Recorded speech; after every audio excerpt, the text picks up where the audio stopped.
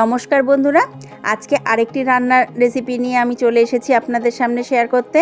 আর আজকে আমি চিকেনের একটি রেসিপি করে দেখাচ্ছি।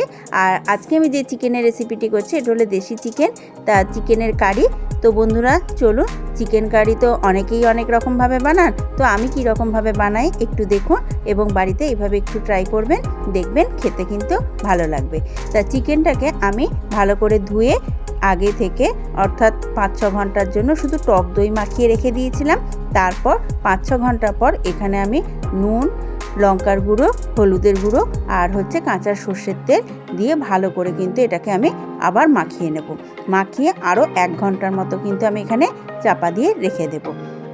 কারণ দেশি চিকেনের যেহেতু আমি রেসিপি করছি, দেশি চিকেন কিন্তু একটু শক্ত হয়, তাই এটা যতক্ষণ ধরে অর্থাৎ আপনারা মশলা মাখিয়ে রেখে দেবেন ততটাই কিন্তু টেস্টি হবে আর ততটা নরম হয়ে যাবে তাড়াতাড়ি।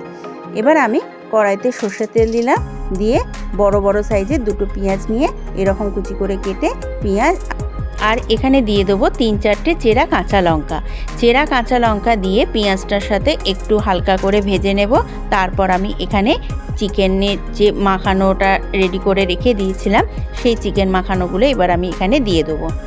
বন্ধুরা, আপনাদেরকে আমার চ্যানেল থেকে অসংখ্য ধন্যবাদ জানাই সকলকে, কারণ আমি যে রান্নাগুলো আপনাদের সাথে শেয়ার করছি হয়তো রান্নাগুলো খুব ইউনিক বা খুব নিত্য নতুন না, ঘরোয়া রান্না, কিন্তু আপনাদের সকলের ভালো লাগছে আমাকে কমেন্ট বক্সে অবশ্যই লিখে জানাচ্ছেন।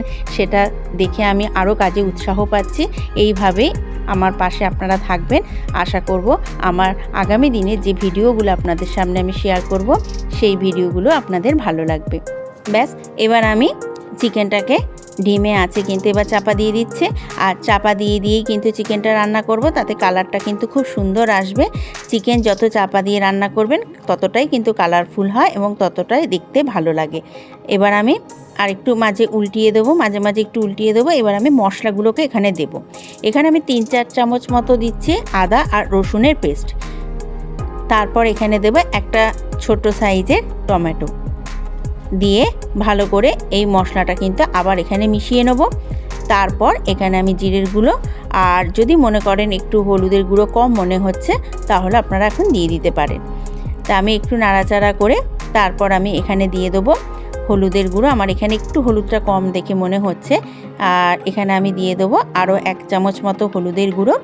আর তারপর আমি এখানে দেবো লঙ্কার গুঁড়ো। লঙ্কার গুঁড়োটা আপনারা আপনাদের স্বাদ মতো দেবেন, যতই মনে করেন একটু ঝাল ঝাল খাবেন। যেহেতু এটা দেশি চিকেনের কারি রেসিপি, সেহেতু একটু ঝাল হলেই কিন্তু মনে হয় রেসিপিটা ভালো লাগবে।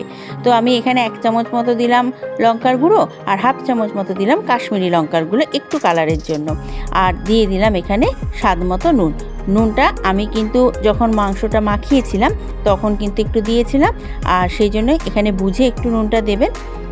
দিয়ে এবার আমি আস্তে আস্তে করে উল্টিয়ে দিয়ে চাপা দিয়ে দেখুন কতটা চিকেন থেকে আমার জল বেরিয়ে গেছে।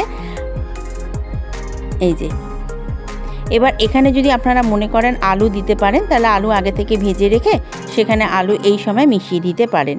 তো আমি চিকেনে আমাদের একটু আলু দিয়ে চিকেনটা খেতে সকলে ভালোবাসে, সেহেতু আমি এখানে আলু ভেজে রেখে দিয়েছিলাম, সেই আলুগুলো চিকেনগুলোর সাথে মিশিয়ে দিয়ে দিয়েছিলাম। আর এই যে দেখুন গ্যাসটা আমি ধিমে আছে যেহেতু রান্না করছি, এখনই কিন্তু চিকেনে কি সুন্দর কালার এসে গেছে, তেল আস্তে আস্তে ছেড়ে এসেছে। তাও কিন্তু আমার এখনও চিকেনটা কিছুই সেভাবে রান্না হয়নি, এখনও আমার অনেক রান্না হতে বাকি আছে। তো আমি আবারও চাপা দিয়ে দেবো, ধিমে আছে আরও 10-15 মিনিটের জন্য রান্না হতে দিচ্ছি। 10-15 মিনিট পর আপনাদের ঢাকা তুলে দেখাচ্ছি। দেখুন কতটা কালারফুল হচ্ছে।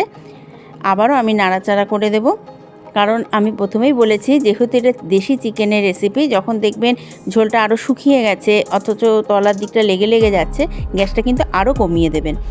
আর হ্যাঁ, এই সময় যদি একটু সামান্য জল দিতে চান তাহলে জলটা কিন্তু অবশ্যই একটু ফুটিয়ে দেবেন।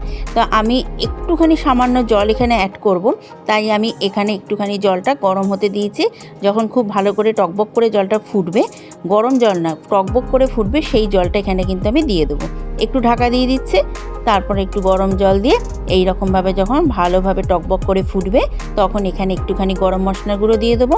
ব্যাস তাহলেই আমার রেডি হয়ে গেল আজকের রেসিপি, দেশি চিকেনের কারি।